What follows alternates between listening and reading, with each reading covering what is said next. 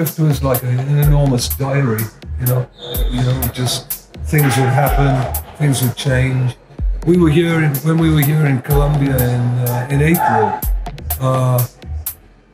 we didn't have a track for the Thursday coming up. Oh yeah. And it was kind of tricky because we were busy here and no time to get something together. So we navigated a way out of that, and that the track that came out was "This Must Be Drum Street." Yeah, was the one that came from here.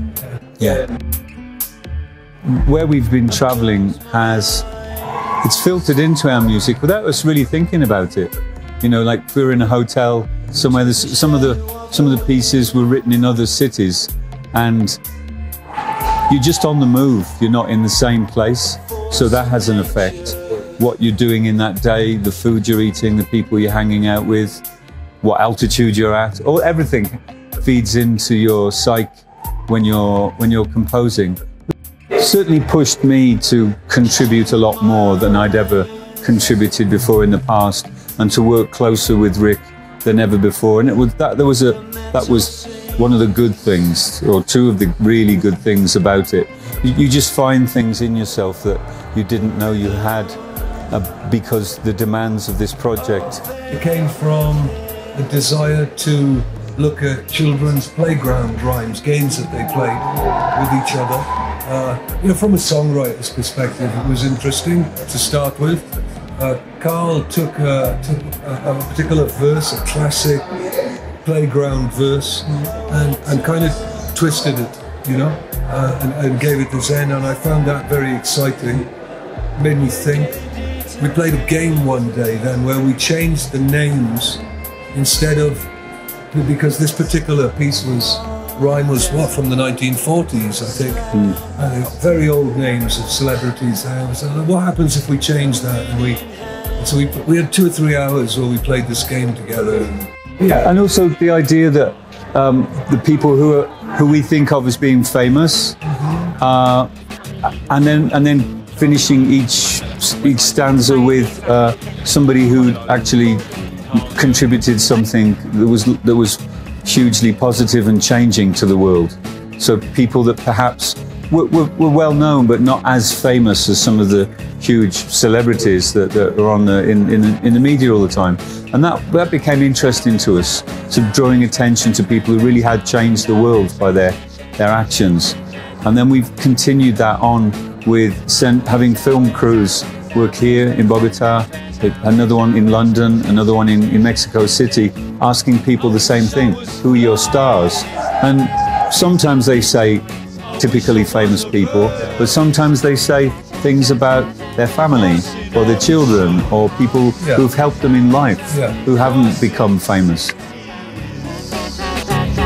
I'm doing now with the films of people in different cities is taking their stories, their names, and rewriting the verses of the song.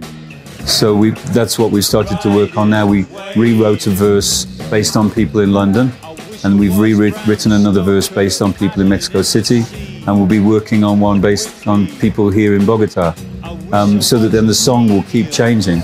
The same song will just keep changing. In the hotel yesterday, and we were with a film crew yesterday, just stopping people in the street saying, hey, who's your star? And do they recognize you a lot? Yeah, a lot. Yeah. Not me. They don't recognize me. But it's nice, some people here are very nice to us, very, very chilled, and they just want to have their picture taken and shake your hand, and it's magic, huh? We'll continue with the Drift Part 2, Drift Series 2.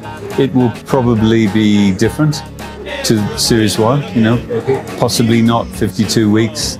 It is a lot more instinctive, but we had a lot of beginnings that we could start from, but not every week that music was good enough, was ready. So sometimes we had to create new things. Sometimes we had to find ideas from somewhere else, Sometimes there were collaborations, sometimes there were other artists that we collaborated with. Yeah, Melt Banana have been around for a long time. We've we've been fascinated by what they do because it's pretty extreme, and they are amazing. They are pretty amazing, and they happen to be coming through from London through to another place, and our studio was in the middle, and so we contacted them. We've been in contact with them for years, you know. They were going past in a van, and we grabbed them. Not only collaborated with musicians and other bands, but also other writers. So people that write outside of the arts and inside of the arts as well, but people that aren't writing in music, not non-lyricists. It's fascinating because they're all top of their game, really good writers about what they specialize in. And so when they give us their words, their words are already very powerful.